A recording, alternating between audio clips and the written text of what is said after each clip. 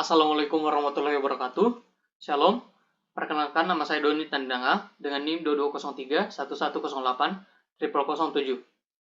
Nah, pada kesempatan kali ini saya akan membawakan sebuah materi yang berjudul kesuburan tanah.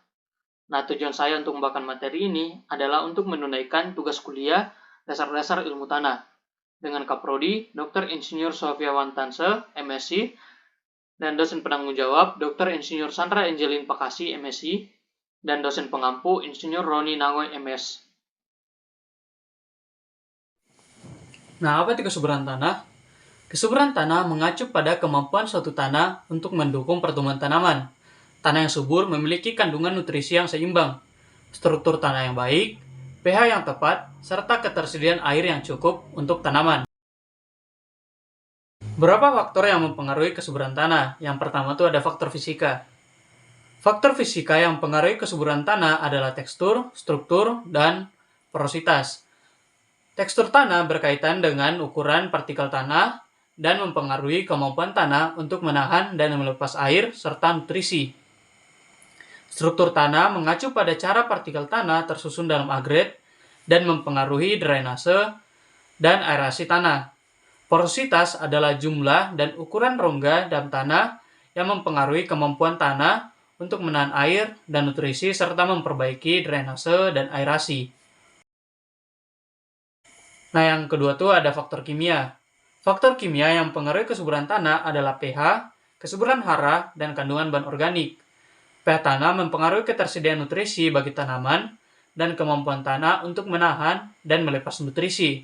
Kesuburan hara mencakup ketersediaan nitrogen, fosfor, dan kalium yang penting bagi pertumbuhan tanaman. Kandungan bahan organik tanah mempengaruhi kemampuan tanah untuk menahan air dan nutrisi serta meningkatkan ketersediaan nutrisi bagi tanaman.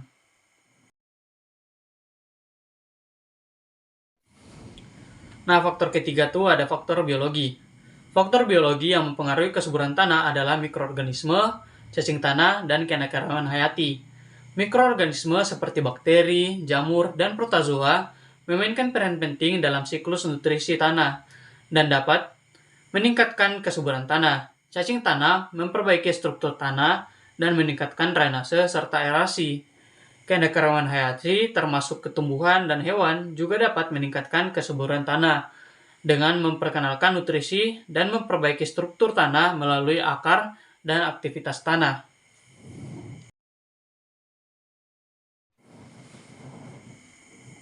Ada beberapa faktor yang dapat merusak kesuburan tanah. Di antaranya yang pertama itu ada erosi. Erosi adalah proses pengkisan tanah oleh air, angin, dan aktivitas manusia, seperti penggundulan hutan atau pembangunan.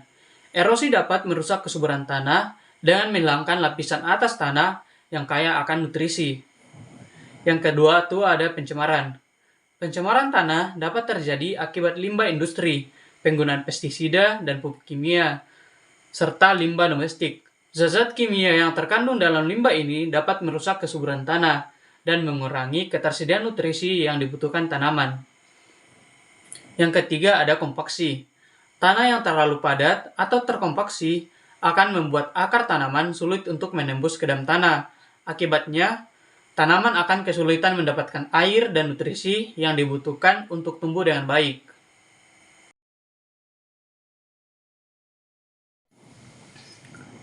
Yang keempat, ada penggunaan yang berlebihan. Penggunaan yang berlebihan pada tanah seperti overgrazing, penggunaan pupuk yang berlebihan, atau penggunaan tanah secara terus-menerus tanpa diberi waktu untuk memulihkan diri, dapat menyebabkan penurunan kesuburan tanah. Yang kelima ada perubahan iklim. Perubahan iklim dapat menyebabkan peningkatan suhu, penurunan curah hujan, dan kekeringan yang dapat merusak kesuburan tanah. Hal ini dapat menyebabkan tanah menjadi gersang dan kurang subur. Nah, untuk menjaga kesuburan tanah, ada beberapa langkah yang dapat diambil. Antara lain,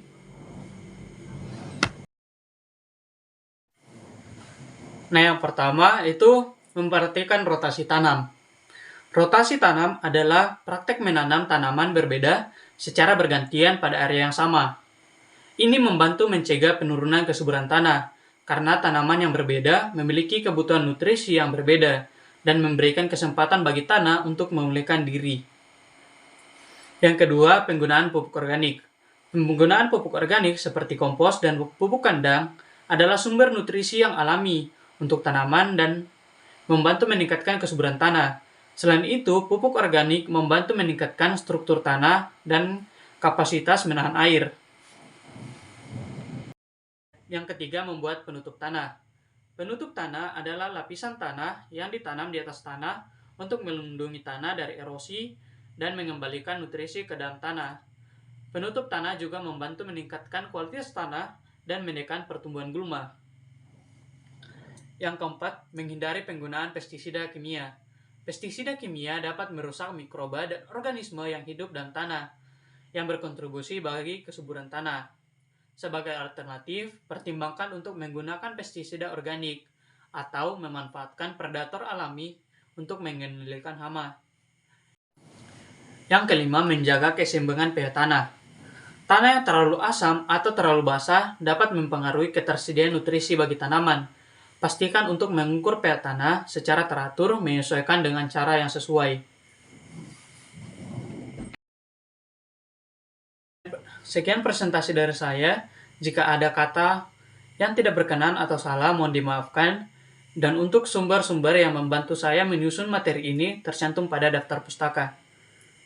Sekian dan terima kasih. Dan untuk penutup, saya memiliki pantun. Jalan-jalan sama janda, jangan lupa beli good time. Terima kasih perhatian Anda, and see you next time.